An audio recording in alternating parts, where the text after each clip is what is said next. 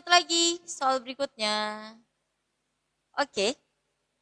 Tanggal 29 Juli 2019, Jokowi memberikan amnesti kepada terpidana kasus pelanggaran ITE baik Nuril Magnun.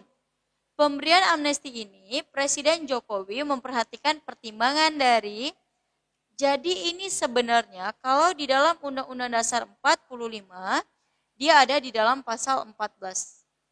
Kalau 14 ayat 1, dikatakan Presiden memberikan gerasi dan juga rehabilitasi harus persetujuan dari Mahkamah Agung.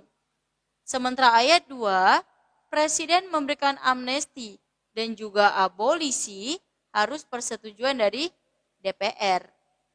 Maka jawaban kita di soal kali ini yang DPR berdasarkan dari pasal 14 ayat 2.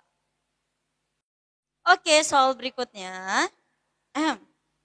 Peristiwa demonstrasi mahasiswa yang menentang investasi asing, khususnya dari negara Jepang, yang berujung pada kerusuhan di Jakarta disebut.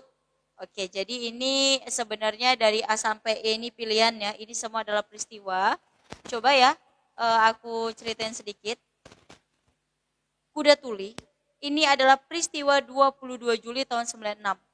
Kuda Tuli ini adalah peristiwa di mana pada saat itu Megawati dianggap tidak sesuai untuk menjadi pimpinan PDI. Maka di sini dikatakan bahwasanya Megawati itu mendirikan namanya PDIP. Jadi PDI dengan PDIP ini adalah partai yang berbeda. Karena dia diusir dari PDI, digantikan, maka dia mendirikan satu lagi namanya PDIP, Perjuangan. Yang nantinya PD ini kemana sekarang? Dia lama-lama hilang. Karena waktu pemilu reformasi dia tidak mendapatkan suara, tapi sebaliknya PDIP menjadi suara pertama waktu itu dalam pemiluan pasca reformasi. Malari, ini adalah peristiwa malapetaka 15 Januari tahun 74. 73 ke 74 nih.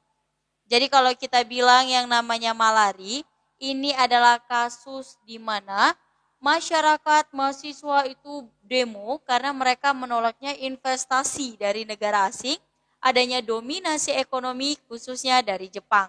Udah dapat ya, berarti jawabannya yang B. Jadi pada masa itu, kalau kita bilang bentuk penjajahan di bidang ekonomi, ini lama-lama negara tersebut bisa menguasai kita lagi. Karena ada rasa takut masyarakat kita atas penjajahan Jepang kembali. Yang lama-lama akan dikuasain lagi, maka mereka bisa menggerakkan kemana Indonesia harus jalan.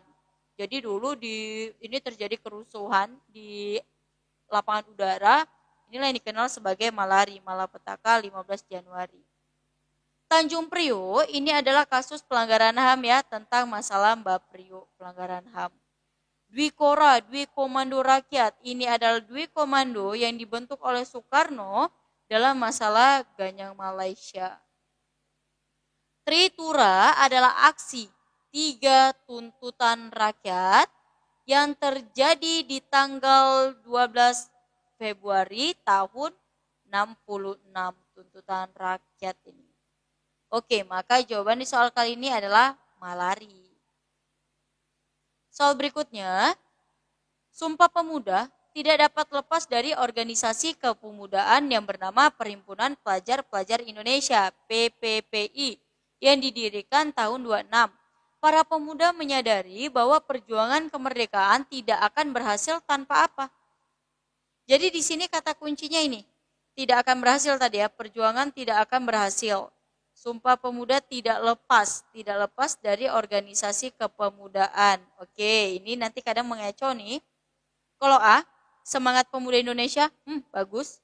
B, hadirnya kaum muda terpelajar, bagus. C, pergerakan politik pemuda, bagus. D, persatuan bangsa, kerja keras. Ini semua baik nih. Tapi yang ditanya, para pemudanya. Para pemuda menyadari bahwa perjuangan kemerdekaan tidak akan berhasil tanpa apa? Maka tentu aja tanpa ada persatuan bangsa Indonesia ya. Maka jawabannya D. Ini kayaknya soal kali ini agak mudah nih karena agak